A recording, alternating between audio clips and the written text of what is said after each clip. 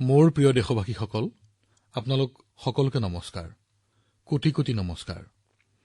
আৰু মই কোটি কোটি নমস্কাৰ এইবাবেই কৈছো যে আজি 100 কোটি ব্যক্তিক ভেকচিন প্ৰদানৰ পিছত দেশখনে এটি নতুন উৎসাহ, নতুন শক্তিৰ আগবাঢ়িছে। আমাৰ ভেকচিন অভিযানৰ সফলতাই আমাৰ সামৰ্থ্য আৰু সমবেত প্ৰচেষ্টাৰ শক্তি প্ৰতিফলিত কৰে। বন্ধুসকল, 100 কোটি ভেকচিনৰ এই সংখ্যাটো নিশ্চয় বৃহৎ, কিন্তু ইয়াৰ সৈতে অনেক সৰু সৰু অভিজ্ঞতা আৰু উদাহৰণ জড়িত হৈ আছে। বহুতেই মোলৈ পত্ৰ লিখি সুধিছে, ভেকচিন প্ৰদানৰ আৰম্ভণিতেই মোৰ কেনেকৈ বিশ্বাস হৈছিল যে এই অভিযানে বৃহৎ সফলতা লাভ কৰিব। মোৰ বিশ্বাস এইবাবেই হৈছিল কাৰণ মই মোৰ দেশবাসীৰ ক্ষমতাৰ সৈতে নিবিড়ভাৱে পৰিচিত।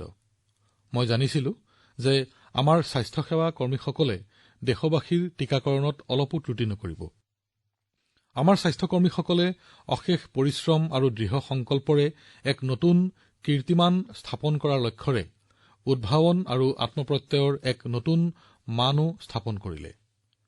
এনে অগণন উদাহৰণ আছে যিবোৰে প্ৰমাণ কৰে কিদৰে তেওঁলোকে বহু প্ৰত্যাহ্বানৰ মুখামুখি হৈও কোটি কোটি দেশবাসীক সুৰক্ষা কৱচ পিন্ধালে। আমি বহুবাৰ বাতৰি কাকতত পঢ়িছো অথবা অন্য সূত্ৰৰ পৰাও শুনিবলৈ পাইছো কিমান পৰিশ্ৰম কৰি তেওঁলোকে এই কাৰ্য সম্পাদন কৰিছে। বহু প্ৰেৰণাদায়ক উদাহৰণ আমাৰ সন্মুখত আছে। মই আজি মন কী বাতৰ শ্ৰোতাসকলক উত্তৰাখণ্ডৰ বাগেশ্বৰৰ এনে এগৰাকী স্বাস্থ্যকৰ্মী পুনম নটিয়ালৰ সৈতে পৰিচয় কৰাব খুজিছো। বন্ধুসকল, 100% প্ৰথম পালি কভিড ভেকচিন প্ৰদান কৰা উত্তৰাখণ্ডৰ এটি অঞ্চল হৈছে বাগেশ্বৰ। এই অঞ্চল অতি দুৰ্গম আৰু উত্তৰাখণ্ড চৰকাৰো এই সফলতাৰ বাবে অভিনন্দনৰ পাত্ৰ। এইধৰণে হিমাচল প্ৰদেশেও এনে কঠিন ক্ষেত্ৰত 100% প্ৰতিষেধক প্ৰদান সম্পূৰ্ণ কৰিছে। মই জানিবলৈ পাইছো যে পুনম মহাশয়াই নিজ অঞ্চলত ভেকচিন প্ৰদানৰ বাবে দিনে নিশাই শ্ৰম কৰিছিল। পুনম মহাশয়া নমস্কাৰ। ছাৰ প্ৰণাম। দেশবাসীক আপুনি আপোনাৰ সম্পৰ্কে কিছু কথা কওকচোন। ছাৰ, মোৰ নাম পুনম নটিয়াল। মই উত্তৰাখণ্ডৰ বাগেশ্বৰ জিলাৰ সানি কাৰোলি কেন্দ্ৰৰ এগৰাকী ANM। মোৰ বাগেশ্বৰ ভ্ৰমণ কৰাৰ সৌভাগ্য হৈছিল। এখন তীৰ্থক্ষেত্ৰৰ দৰে সেই অঞ্চল। তাত থকা প্ৰাচীন মন্দিৰ দেখি মই ভাবি উঠিছিলো অতীতত মানুহে কিদৰে কাম কৰিছিল। হয় ছাৰ। মহাশয়া, আপুনি আপোনাৰ অঞ্চলৰ সকলো লোকৰে ভেকচিনেশ্যন কৰালেনে? হয় ছাৰ, সকলোৰে হৈ গৈছে। আপোনাৰ কোনো ধৰণৰ অসুবিধা হৈছিল নেকি? হয় ছাৰ, বৰষুণৰ সময়ছোৱাত তাত পথ বন্ধ হৈ গৈছিল। আমি নৈ পাৰ হৈও যাব লগা হৈছিল। বয়সস্থ, দিব্যাংগ লোক অথবা গৰ্ভৱতী মহিলা আদি যিসকল কেন্দ্ৰলৈ আহিব পৰা নাছিল, আমি তেওঁলোকৰ ঘৰে ঘৰে গৈছিলো। কিন্তু তাততো ঘৰবোৰ পাহাৰৰ বহু ওপৰত আৰু বহু দূৰে দূৰে অৱস্থিত। হয় ছাৰ। এদিনত আপোনালোকে কিমান দূৰ সামৰিব পাৰিছিল? ছাৰ, কেতিয়াবা 10 কিলোমিটাৰ, কেতিয়াবা 8 কিলোমিটাৰ। নামনিত থকা লোকসকলে এই 8-10 কিলোমিটাৰৰ কথাটো বুজিবলৈ অসুবিধা হ'ব। মই জানো পাহাৰীয়া অঞ্চলত 8-10 কিলোমিটাৰ মানে গোটেই দিনটোৰেই প্ৰয়োজন হয়। হয় ছাৰ। কিন্তু এয়া অতি কষ্টকৰ কাম আৰু লগতে ভেকচিনেশ্যনৰ সামগ্ৰীও কঢ়িয়াব লাগে। আপোনাৰ সৈতে কোনো সহায়কাৰী আছিলনে? হয় ছাৰ, মোৰ দলৰ সদস্যসকল আমি 5 জন আছিলো। দলত ডক্টৰ, ANM, ফাৰ্মাচিষ্ট, আশাকৰ্মী আৰু ডাটা এণ্ট্ৰি অপাৰেটৰ আছিল। বাৰু, এই ডাটা এণ্ট্ৰিৰ বাবে তাত ঠাইতে সংযোগ পাইছিল নে বাগেশ্বৰ আহি পোৱাৰ পিছতহে কৰিছিল? ছাৰ, কৰবাত সংযোগ পোৱা গৈছিল আৰু কৰবাত বাগেশ্বৰ আহি পোৱাৰ পিছত কৰিছিলো। ভাল। মই জানিব পাৰিছো যে আপুনি বহু ক্ষেত্ৰত বক্ৰ বাটেৰে গৈও মানুহক টীকাকৰণ কৰাইছিল। এই ধৰণৰ চিন্তা কিয় মনলৈ আহিল আৰু কামবোৰ কেনেকৈ কৰিলে? আমাৰ দলটিয়ে সংকল্প লৈছিলো যে আমাৰ অঞ্চলত এজনো ব্যক্তি বাদ পৰি যাব নালাগিব। আমাৰ দেশৰ পৰা কৰোনা মহামাৰী দূৰ হ'ব লাগিব। মই আৰু আশা মিলি গাঁওসমূহৰ নিৰ্ধাৰিত সকলো ব্যক্তিৰ তালিকা প্ৰস্তুত কৰিছিলো আৰু সেই হিচাপে কেন্দ্ৰলৈ অহাসকলক কেন্দ্ৰত আৰু আহিব নোৱাৰাসকলক ঘৰে ঘৰে গৈ টীকা দিছিলো। মানুহক বুজাব লগা হৈছিল নেকি? হয় ছাৰ, বুজাইছিলো। এতিয়াও মানুহৰ মনত ভেকচিন লোৱাৰ উৎসাহ আছেনে? হয় ছাৰ, এতিয়াতো সকলোৱে বুজি উঠিছে। প্ৰথমে আমাৰ বহু অসুবিধা হৈছিল। মানুহক বুজাব লগা হৈছিল যে এই ভেকচিন সুৰক্ষিত আৰু ফলদায়ক। আমি নিজেও এই ভেকচিন লৈছো আৰু আমি সুস্বাস্থ্যৰে আছো আৰু আমাৰ সকলো কৰ্মীয়ে টীকা লৈছে। কৰবাত ভেকচিন দিয়াৰ পাছত কিবা অভিযোগ আহিছিল নেকি? নাই নাই, তেনে হোৱা নাই। একেবাৰেই নাই। হয় বাৰু, সকলো সুখী নে? হয় আপুনি বহুত মহৎ কাৰ্য এটি কৰিলে আৰু মই জানো এই সম্পূৰ্ণ অঞ্চল অতি দুৰ্গম আৰু পাহাৰত খোজকাঢ়ি যাব লাগে। এটি পাহাৰ বগাব লাগে, তললৈ নামিব লাগে, পুনৰ আন এটি বগাব লাগে। ঘৰবোৰ বহু দূৰে দূৰে থাকে আৰু তৎসত্বেও আপুনি ইমান সুন্দৰকৈ কাম সমাধা কৰিলে। ধন্যবাদ ছাৰ। মোৰ সৌভাগ্য যে আপোনাৰ সৈতে কথা হ'ল। আপোনাৰ দৰে লাখ লাখ স্বাস্থ্যকৰ্মীৰ পৰিশ্ৰমৰ বাবে ভাৰতে 100 কোটি ভেকচিনৰ এই পৰ্বত পাৰ হ'ব পাৰিলে। মোৰ প্ৰিয় দেশবাসী, অহা 31 অক্টোবৰ দেওবাৰৰ দিনা চৰ্দাৰ পেটেলৰ জন্মদিৱস বুলি আপোনালোকে জানে। মন কী বাতৰ সমূহ শ্ৰোতা আৰু মোৰ ফালৰ পৰা লৌহ পুৰুষগৰাকীক প্ৰণাম জনাইছো। বন্ধুসকল, 31 অক্টোবৰৰ দিনটো আমি ৰাষ্ট্ৰীয় একতা দিৱস ৰূপে উদযাপন কৰোঁ হওক। ৰাষ্ট্ৰীয় একতাৰ বাণী বহন কৰা যিকোনো এটা কাৰ্যৰ সৈতে জড়িত হোৱাটো আমাৰ সকলোৰে দায়িত্ব। অলপতে গুজৰাটৰ আৰক্ষী বিভাগে কচ্ছৰ লখপত দুৰ্গৰ পৰা ষ্টেচু অব ইউনিটিলৈ এক বাইক ৰেলীৰ আয়োজন কৰিছিল। ত্ৰিপুৰা পুলিচৰ জোৱানসকলেও ষ্টেচু অব ইউনিটিলৈ অনুৰূপ এক ৰেলীৰ আয়োজন কৰিছিল। অৰ্থাৎ পূবৰ পৰা পশ্চিমলৈ দেশখনক একগোট কৰিছিল। জম্মু কাশ্মীৰৰ আৰক্ষীয়েও উৰিৰ পৰা পাঠানকোটলৈ এনে এক ৰেলীৰ মাধ্যমেৰে একতাৰ বাৰ্তা বিয়পাই দিছিল। মই এইসকল আৰক্ষী জোৱানক চেল্যুট জনাইছো। জম্মু কাশ্মীৰৰ কুপৱাৰা জিলাৰ কেইগৰাকীমান ভগ্নীৰ বিষয়ে মই জানিব পাৰিছো। এওঁলোকে সেনা তথা চৰকাৰী বিভাগসমূহৰ বাবে ত্ৰিৰংগ পতাকা তৈয়াৰ কৰাত নিজকে ব্যস্ত কৰি ৰাখিছে। এওঁলোকৰ এই কাৰ্যত দেশভক্তিৰ ভাৱ প্ৰকট হৈ উঠিছে। মই এই ভগ্নীসকলৰ ভাৱধাৰাৰ প্ৰশংসা কৰিছো। ভাৰতৰ একতাৰ বাবে, ভাৰতৰ শ্ৰেষ্ঠতাৰ বাবে আপোনাসবেও কিবা নহয় কিবা এটা কৰা উচিত। এনে কাৰ্যই আপোনালোকৰ মনক সন্তুষ্টি প্ৰদান কৰিব। বন্ধুসকল, চৰ্দাৰজীয়ে কৈছিল যে আমি সমবেত উদ্যমেৰেহে দেশখনক নতুন এক মহান শিখৰলৈ লৈ যাব পাৰিম। আমাৰ মাজত একতা নাথাকিলে আমি নিজকে নতুন নতুন বিপদৰ সৈতে জড়িত কৰাৰ দৰে হ'ব। অৰ্থাৎ ৰাষ্ট্ৰীয় একতা থকা মানেই নতুন শিখৰত উপনীত হোৱা, প্ৰগতিৰ পথেৰে আগবঢ়া। আমি চৰ্দাৰ পেটেলৰ জীৱনৰ পৰা, তেওঁৰ ভাৱধাৰাৰ পৰা বহুবোৰ কথা শিকিব পাৰোঁ হওক। দেশৰ তথ্য আৰু সম্প্ৰচাৰ মন্ত্ৰালয়ে অলপতে চৰ্দাৰজীৰ চিত্ৰাংকিত এখন জীৱনী প্ৰকাশ কৰিছে। এইখনৰ পৰা হৃদয়ৰঞ্জকভাৱে চৰ্দাৰজীৰ বিষয়ে বহু কথা জানিব পাৰিব। প্ৰিয় দেশবাসী, জীৱনটোৱে নিৰন্তৰ প্ৰগতি বিচাৰে, উন্নতি বিচাৰে, নতুন শিখৰত আৰোহণ কৰিব খোজে। বিজ্ঞানৰ যিমানেই অগ্ৰগতি নহওক, প্ৰগতিৰ গতি যিমানেই ত্বৰান্বিত নহওক, যিমানেই বিলাসবহুল ভৱন নহওক লাগিলে, জীৱন কিন্তু অসম্পূৰ্ণ হৈ ৰৈ যায়। কিন্তু জীৱনটোৰ সৈতে যেতিয়াই গীত, নৃত্য, নাট্য, সংগীত, সাহিত্য, কলাৰ সংযোগ ঘটে, তেতিয়াই জীৱনে অধিক উজ্জ্বল আৰু জীৱন্ত ৰূপত ধৰা দিয়েহি। জীৱনটোক সাৰ্থক কৰি তুলিবলৈ এই সকলোবোৰৰে আৱশ্যকতা আছে। সেয়েহে কোৱা হয়, এই বিদ্যাসমূহে আমাৰ জীৱনত অনুঘটকৰ দৰে কাম কৰে, আমাক শক্তি যোগানত অৰিহণা যোগায়। মানুহৰ মন গহন বিকশাই তুলিবলৈ, ভিতৰৰ মনটোৰ যাত্ৰাপথ সুচল কৰি তুলিবলৈ গীত সংগীতকে ধৰি বিভিন্ন কলাই এক ডাঙৰ ভূমিকা পালন কৰে। তাতোকৈ ডাঙৰ কথা, এইবোৰক সময়, সীমা আৰু ভেদ মতভেদ একোৱেই বান্ধি ৰাখিব নোৱাৰে।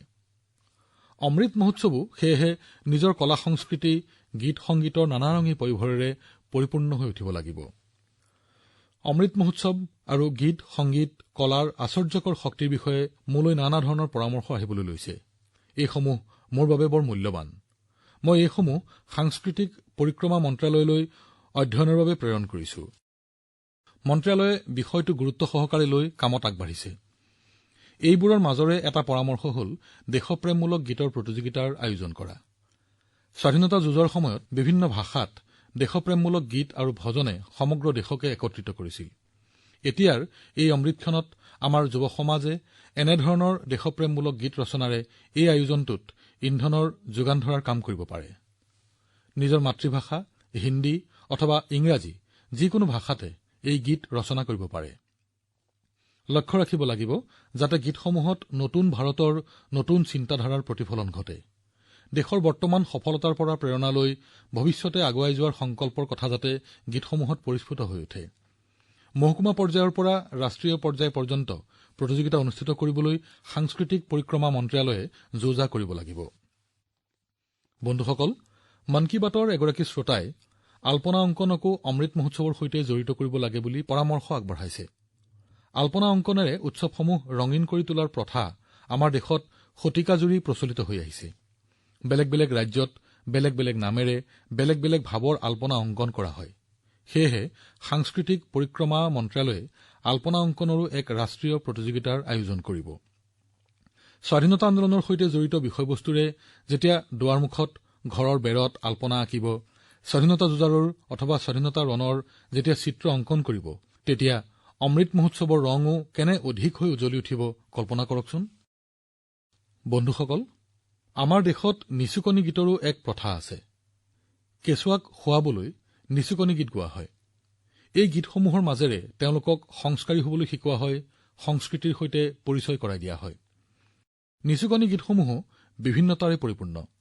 আমি এই নিচুকনি গীতসমূহক পুনৰুজ্জীৱিত কৰি তোলো আহক। দেশভক্তিৰ ভাৱেৰে পৰিপূৰ্ণ নিচুকনি গীত ৰচনা কৰক, কবিতা লিখক, যাতে মাতৃসকলে শিশুহঁতৰ আগত এইসমূহ গাই শুনাব পাৰে।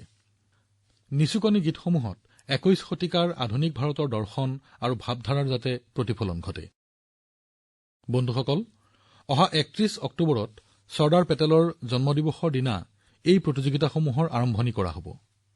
সাংস্কৃতিক পৰিক্ৰমা মন্ত্ৰালয়ে অলপতে এই সন্দৰ্ভত বিজ্ঞপ্তি প্ৰকাশ কৰিব। মন্ত্ৰালয়ৰ ৱেবছাইট আৰু সামাজিক মাধ্যমতো এই বিজ্ঞপ্তি পোৱা যাব। সকলোৱে যাতে ইয়াত অংশগ্ৰহণ কৰে। আমাৰ যুৱ সমাজে যাতে তেওঁলোকৰ কলাসমূহ আৰু নিজৰ প্ৰতিভা প্ৰদৰ্শিত কৰে। আপোনাৰ অঞ্চলৰ কলা সংস্কৃতি এইদৰে দেশৰ চুকে কোণে প্ৰদৰ্শিত হ'ব। গোটেই দেশে এইবোৰ শুনিব। প্ৰিয় দেশবাসী, অমৃত মহোৎসৱৰ এই সময়ত আমি দেশৰ বীৰ বীৰাংগনাসকলৰ পুণ্যাত্মাক স্মৰণ কৰিছো হওক। অহা ১৫ নৱেম্বৰ তাৰিখে এনে এগৰাকী বীৰ যোদ্ধা বিৰছা মুণ্ডাৰ জন্মদিৱস। ভগৱান বিৰছা মুণ্ডাক ধৰতী আবা অৰ্থাৎ ধৰিত্ৰীৰ পিতা বুলিও কোৱা হয়। ভগৱান বিৰছা মুণ্ডাই যিদৰে নিজৰ সংস্কৃতি, নিজৰ বনভূমি, নিজৰ মাটি ৰক্ষাৰ হকে যুঁজ দিলে, প্ৰকৃতপক্ষে ধৰিত্ৰীৰ পিতাইহে এনে কাৰ্য কৰিব পাৰে। তেওঁ নিজৰ সংস্কৃতি আৰু নিজৰ শিপাডাল চিনি পাবলৈ আমাক শিকাই থৈ গল, আমাক গৰ্ব কৰিবলৈ শিকাই থৈ গল। বিদেশী শাসকৰ হুমকি আৰু প্ৰবল হেঁচাক আওকাণ কৰি তেওঁ আদিবাসী সংস্কৃতিক কেতিয়াও পৰিত্যাগ নকৰিলে। প্ৰকৃতি আৰু পৰিৱেশৰ প্ৰতি শ্ৰদ্ধাশীল হোৱাৰ ক্ষেত্ৰত ভগৱান বিৰছা মুণ্ডা আমাৰ বাবে প্ৰচণ্ড প্ৰেৰণাস্বৰূপ। পৰিৱেশ বিনষ্ট কৰিব পৰা যিকোনো কাৰ্যৰেই তেওঁ সজোৰে বিৰোধ কৰিছিল। দৰিদ্ৰ আৰু বিপদাতুৰজনক সহায় কৰিবলৈ বিৰছা মুণ্ডা সততে আগৰণুৱা আছিল। সমাজৰ কুসংস্কাৰসমূহ দূৰ কৰাৰ ক্ষেত্ৰত তেওঁ আগভাগ লৈছিল, সজাগতাৰ সৃষ্টি কৰিছিল। তেওঁৰ নেতৃত্বত হোৱা উলগুলান আন্দোলনৰ কথা কোনেই বা পাহৰিব পাৰে। এই আন্দোলনে ইংৰাজসকলক কঁপাই তুলিছিল। বিৰছা মুণ্ডাক ধৰিবলৈ ইংৰাজে পুৰস্কাৰ ঘোষণা কৰিছিল। ব্ৰিটিছ চৰকাৰে তেওঁক কাৰাবাস দিলে আৰু এনেধৰণে শাস্তি প্ৰদান কৰিলে যে ২৫ বছৰ নহওঁতেই তেওঁ আমাক এৰি যাব লগা হ'ল। কিন্তু কায়িকভাৱেহে তেওঁ গলগৈ। জনমানসত ভগৱান বিৰছা মুণ্ডাৰ কাহিনী চিৰদিন জীৱন্ত হৈ থাকিব। বিৰছা মুণ্ডাৰ জীৱন কাহিনী আমাৰ বাবে প্ৰেৰণাৰ স্ৰোত হৈ ৰব। তেওঁৰ সাহস আৰু বীৰত্বৰ কথাৰে ভৰপূৰ লোকগীতসমূহ এতিয়াও মধ্য ভাৰতত সৰ্বাধিক জনপ্ৰিয়। মই ধৰতী আবা, ধৰিত্ৰীৰ পিতা ভগৱান বিৰছা মুণ্ডাক প্ৰণাম জনাইছো আৰু যুৱচামক তেওঁৰ বিষয়ে পঢ়িবলৈ অনুৰোধ কৰিছো। ভাৰতৰ স্বাধীনতা সংগ্ৰামত আদিবাসীসকলৰ অৱদানৰ বিষয়ে জানিবলৈ পালে সকলোৱে গৰ্ববোধ কৰিব। মোৰ প্ৰিয় দেশবাসী, আজি ২৪ অক্টোবৰ, ইউনাইটেড নেশ্যনছ ডে অৰ্থাৎ ৰাষ্ট্ৰসংঘ দিৱস। আজিৰ দিনটোতেই ৰাষ্ট্ৰসংঘ গঠিত হৈছিল। ৰাষ্ট্ৰ হিচাপে জন্মলাভ কৰাৰে পৰা ভাৰত ৰাষ্ট্ৰসংঘৰ সৈতে জড়িত। আপোনালোকে জানেনে যে স্বাধীনতা লাভৰ পূৰ্বে ১৯৪৫ চনতে ভাৰতে ৰাষ্ট্ৰসংঘৰ চনদত স্বাক্ষৰ কৰিছিল। ৰাষ্ট্ৰসংঘৰ শক্তি বৃদ্ধিত ভাৰতৰ নাৰী শক্তিৰো অৰিহণা আছে। ১৯৪৭-৪৮ চনত ৰাষ্ট্ৰসংঘৰ মানৱাধিকাৰ সম্পৰ্কীয় সাৰ্বজনীন ঘোষণাপত্ৰত লিখা হৈছিল, all men R created equal. কিন্তু ভাৰতৰ এগৰাকী প্ৰতিনিধিয়ে আপত্তি কৰাত কথাষাৰ সংশোধন কৰি লিখা হ'ল, all human beings are created equal. ভাৰতৰ লিংগ সমতাৰ অতি প্ৰাচীন পৰম্পৰা অনুসৰিয়ে এই কাম কৰা হৈছিল। আপোনালোকে জানেনে, এই কাম সম্ভৱ হৈছিল হংসা মেহতা নামৰ প্ৰতিনিধিগৰাকীৰ বাবে। সেই সময়তে লক্ষ্মী মেনন নামৰ আন এগৰাকী প্ৰতিনিধিয়েও এই বিষয়ে দৃঢ়তাৰে মত প্ৰকাশ কৰিছিল। অকল সেয়ে নহয়, 1953 চনত বিজয়লক্ষ্মী পণ্ডিত ৰাষ্ট্ৰসংঘৰ সাধাৰণ পৰিষদৰ অধ্যক্ষৰূপে নিৰ্বাচিত হৈ প্ৰথমগৰাকী মহিলা অধ্যক্ষ হৈ পৰে। বন্ধুসকল, আমি এনে এখন ঠাইৰ বাসিন্দা য'ত বিশ্বাস কৰা হয় আৰু প্ৰাৰ্থনা কৰা হয়, ওম দয়ো শান্তি ৰত্নৰিক্ষ শান্তিহি পৃথিৱী শান্তিৰাপঃ শান্তিৰোষধয়ঃ শান্তিঃ বনস্পতয়ঃ শান্তিৰ্বিশ্বে দেৱাঃ শান্তিৰ্ব্ৰহ্মম শান্তিঃ সৰ্বশান্তি শান্তিৰেৱ শান্তিঃ সা মা শান্তিৰেধি ওম শান্তি শান্তি শান্তিঃ। ভাৰতে সদায় বিশ্ব শান্তিৰ বাবে কাম কৰি আহিছে।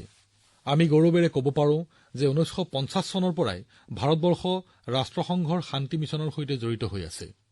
দাৰিদ্ৰ্য দূৰীকৰণ, জলবায়ু পৰিৱৰ্তন আৰু শ্ৰমিকৰ সমস্যাসমূহৰ সমাধানতো ভাৰতে অগ্ৰণী ভূমিকা লৈ আহিছে। তদুপৰি যোগ আৰু আয়ুষ জনপ্ৰিয় কৰাটো ভাৰতে বিশ্ব স্বাস্থ্য সংস্থাৰ সৈতে লগ লাগি কাম কৰি গৈছে। ভাৰতত পাৰম্পৰিক চিকিৎসাৰ গোলকীয় কেন্দ্ৰ স্থাপন কৰা হ'ব বুলি 2021 চনৰ মাৰ্চ মাহত বিশ্ব স্বাস্থ্য সংস্থাই ঘোষণা কৰিছিল। বন্ধুসকল, ৰাষ্ট্ৰসংঘৰ কথা ওলাওঁতে আজি মোৰ অটল ডাঙৰীয়াৰ কথাও মনত পৰিছে। 1977 চনত ৰাষ্ট্ৰসংঘত তেখেতে প্ৰথমবাৰৰ বাবে হিন্দী ভাষাত ভাষণ প্ৰদান কৰি ইতিহাস ৰচনা কৰিছিল। আহকচোন সেই ওজস্বী ভাষণৰ কিয়দংশ শুনোহক। यहाँ मैं राष्ट्रों की सत्ता और महत्ता के बारे में नहीं सोच रहा हूं। आम आदमी की प्रतिष्ठा और प्रगति मेरे लिए कहीं अधिक महत्व रखती है। अंततः हमारी सफलताएं और असफलताएं केवल एक ही मापदंड से नापी जानी चाहिए कि क्या हम पूरे मानव समाज, वस्तुतः हर नर नारी और बालक के लिए न्याय और गरिमा की आश्वस्ति देने में प्रयत्नशील हैं।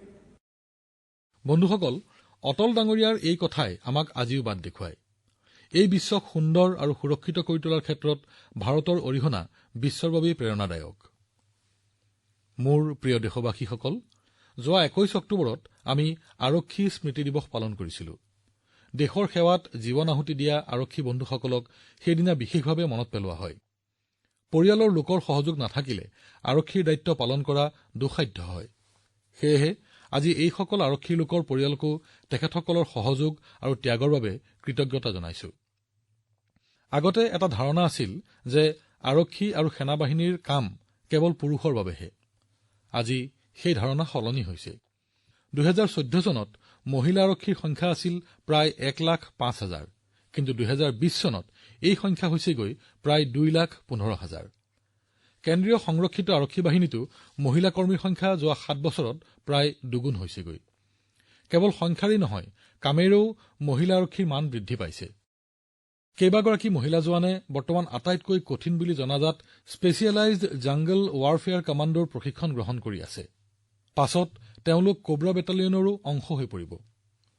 বন্ধুসকল, আজি আমি বিমানবন্দৰ বা অন্যান্য ঠাইত কেন্দ্ৰীয় ঔদ্যোগিক সুৰক্ষা বাহিনীত সাহসী মহিলাসকলক দায়িত্ব পালন কৰি থকা দেখা পাওঁ। তেখেতসকলৰ উপস্থিতিয়ে সমাজৰ, বিশেষকৈ নাৰীৰ মনোবল বৃদ্ধি কৰে। এই মহিলা আৰক্ষীসকল আজি দেশৰ কন্যাসকলৰ বাবে আদৰ্শ হৈ পৰিছে। মই আৰক্ষীৰ মহিলা কৰ্মীসকলক অনুৰোধ কৰিছো, তেওঁলোকে যাতে বিদ্যালয়ত পাঠদান আৰম্ভ হোৱাৰ পাছত বিশেষকৈ ছাত্ৰীসকলৰ সৈতে কথা পাতেগৈ। ই নতুন প্ৰজন্মক নতুন পথ দেখুৱাব, লগতে জনগণৰো আৰক্ষীৰ ওপৰত বিশ্বাস বৃদ্ধি পাব। মই আশা কৰিছো ভৱিষ্যতে অধিক সংখ্যক মহিলাই আৰক্ষীত যোগদান কৰি আৰক্ষীৰ নতুন যুগৰ সৃষ্টিত আগভাগ ল'ব। মোৰ প্ৰিয় দেশবাসীসকল, আজি মই আপোনালোকক ড্ৰোন প্ৰযুক্তিৰ বিষয়ে ক'ব খুজিছো। আগতে ইয়াৰ ব্যৱহাৰ কেৱল সেনাইহে কৰিছিল, কিন্তু আজিকালি বিয়াঘৰতো ইয়াৰ সহায়তে ভিডিঅ' ৰেকৰ্ডিং কৰা দেখা যায়। বিশ্বৰ ভিতৰতে প্ৰথমবাৰৰ বাবে ভাৰতে গাঁও অঞ্চলৰ ভূমিৰ জৰীপ কাৰ্যত ড্ৰোনৰ ব্যৱহাৰ আৰম্ভ কৰিছে। পৰিবহণৰ ক্ষেত্ৰতো ইয়াৰ ব্যৱহাৰ কৰা হৈছে। লাহে লাহে কেইবাটাও ক্ষেত্ৰত ড্ৰোনৰ ব্যৱহাৰ অপৰিহাৰ্য হৈ উঠিব। কিছুদিন পূৰ্বে গুজৰাটৰ ভাৱনগৰত ড্ৰোনৰ জৰিয়তে খেতিপথাৰত নেনো ইউৰিয়া ছটিওৱা হৈছে। কভিড ভেকচিন অভিযানতো ড্ৰোনৰ ব্যৱহাৰ কৰা হৈছে। ইয়াৰ এখন ছবি আমি মণিপুৰত দেখিছো, য'ত এটা দ্বীপলৈ ড্ৰোনৰ জৰিয়তে ভেকচিন প্ৰেৰণ কৰা হৈছে। তেলেংগানাতো ড্ৰোনৰ জৰিয়তে ভেকচিন প্ৰেৰণৰ এক পৰীক্ষা কৰা হৈছে। এয়াই নহয়, এতিয়া আন্তঃগাঁথনিৰ বহু ডাঙৰ প্ৰকল্পৰ কাম-কাজ নিৰীক্ষণৰ বাবেও ড্ৰোনৰ ব্যৱহাৰ কৰা হৈছে। এগৰাকী শিক্ষাৰ্থীয়ে ড্ৰোনৰ জৰিয়তে মাছমৰীয়াসকলৰ জীৱন ৰক্ষা কৰাৰ বিষয়ে মই পঢ়িছো। বন্ধুসকল, আগেয়ে এই ক্ষেত্ৰত ইমান নিয়ম কানুন আৰু প্ৰতিবন্ধকতা আছিল যে ড্ৰোনৰ প্ৰকৃত ক্ষমতাৰ ব্যৱহাৰ সম্ভৱেই নাছিল। এই প্ৰযুক্তিক সুবিধা হিচাপে লোৱাৰ পৰিৱৰ্তে সংকট হিচাপেহে বিবেচনা কৰা হৈছিল। আপুনি কিবা কামৰ ক্ষেত্ৰত ড্ৰোনৰ ব্যৱহাৰ কৰিব খুজিলে তাত লাইচেন্স তথা অনুমতিৰ কথা আহিছিল, ফলত কোনেও ইয়াক ব্যৱহাৰ কৰিব বিচৰা নাছিল। আমি সিদ্ধান্ত ললো এই মানসিকতাক সলনি কৰিব লাগিব আৰু নতুন সিদ্ধান্ত লোৱা হ'ব। এই বছৰৰ ২৫ আগষ্টত দেশে ড্ৰোন সম্পৰ্কত এক নতুন নীতি প্ৰৱৰ্তন কৰে। এই নীতি ড্ৰোনৰ সৈতে জড়িত বৰ্তমান আৰু ভৱিষ্যতৰ সম্ভাৱনাক আগত ৰাখি কৰা হৈছে। এতিয়া আগৰ দৰে বহু ফৰ্ম অথবা মাচুলৰ প্ৰয়োজন নাই। মই আপোনালোকক জনাবলৈ পাই সুখী যে নতুন ড্ৰোন পলিচিৰ পাছত এতিয়া দেশী বিদেশী বিনিয়োগকাৰীয়ে ড্ৰোন ষ্টাৰ্টআপত বিনিয়োগ কৰিছে। বহু কোম্পানীয়ে উৎপাদন সম্পৰ্কীয় গোট স্থাপন কৰিছে। স্থলসেনা, বায়ুসেনা আৰু নৌসেনাই ভাৰতীয় ড্ৰোন কোম্পানীক ৫০০ কোটিতকৈও অধিক ফৰমাইছ দিছে। আৰু এয়া মাত্ৰ আৰম্ভণিহে। আমি ড্ৰোন প্ৰযুক্তিত উন্নত দেশ হ'বই লাগিব। ইয়াৰ বাবে চৰকাৰে যথাসম্ভৱ পদক্ষেপ ল'বলৈ সাজু। মই দেশৰ যুৱ প্ৰজন্মক ড্ৰোন পলিচিৰ পিছৰ সকলো সুবিধা গ্ৰহণ কৰিবলৈ অনুৰোধ কৰিছো। তেওঁলোক যেন এই ক্ষেত্ৰত আগুৱাই আহে। প্ৰিয় দেশবাসী, উত্তৰ প্ৰদেশৰ মেৰটৰ পৰা মন কী বাতৰ এগৰাকী শ্ৰোতা প্ৰভা শুক্লাই মোক স্বচ্ছতাৰ সৈতে জড়িত এখন পত্ৰ প্ৰেৰণ কৰিছে। তেখেতে লিখিছে যে ভাৰতত উৎসৱৰ সময়ত আমি সকলোৱে স্বচ্ছতা পালন কৰোঁ। ঠিক সেইদৰে আমি যদি সকলোৱে স্বচ্ছতাক প্ৰতিদিনে আমাৰ অভ্যাস হিচাপে গঢ়ি তোলো তেনেহলে সম্পূৰ্ণ দেশ পৰিষ্কাৰ হৈ পৰিব। প্ৰভা ডাঙৰীয়ানীৰ এই কথাষাৰ মই বৰ ভাল পাইছো। সঁচাকৈয়ে য'ত পৰিষ্কাৰ পৰিচ্ছন্নতা তাতেই স্বাস্থ্য, তাতেই সামৰ্থ্য আৰু তাতেই সমৃদ্ধি। আৰু তাৰ বাবেই দেশে স্বচ্ছ ভাৰত অভিযানত ইমান জোৰ দিছে।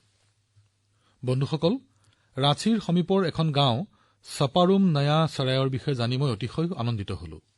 এই গাঁৱত এটা পুখুৰী আছিল, কিন্তু মানুহে এই পুখুৰীক মুকলিত শৌচ কৰাৰ বাবে ব্যৱহাৰ কৰিছিল। স্বচ্ছ ভাৰত অভিযানৰ জৰিয়তে যেতিয়া ঘৰে ঘৰে শৌচালয় নিৰ্মাণ হল, তেতিয়া গাঁওবাসীয়ে গাঁওখন পৰিষ্কাৰ কৰাৰ লগতে সুন্দৰকৈ গঢ়ি তোলাৰ পৰিকল্পনা কৰিলে আৰু সকলোৱে মিলি পুখুৰীৰ স্থানত এখন সুন্দৰ পাৰ্ক নিৰ্মাণ কৰিলে। আজি সেই স্থান সকলোৰে বাবে, শিশুসকলৰ বাবেও এক সাৰ্বজনীন স্থান হৈ পৰিল। ইয়াৰ জৰিয়তে গাঁওবাসীৰ জীৱনলৈ এক পৰিৱৰ্তন আহিল।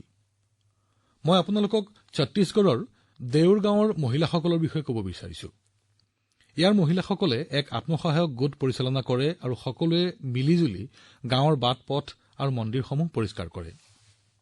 বন্ধুসকল, উত্তৰ প্ৰদেশৰ গাজিয়াবাদৰ ৰামবীৰ তনৱৰজীক সকলোৱে পৌণ্ডমেন হিচাপে জানে। ৰামবীৰজীয়ে মেকানিকেল ইঞ্জিনিয়াৰিং পাছ কৰাৰ পাছত চাকৰি কৰি আছিল।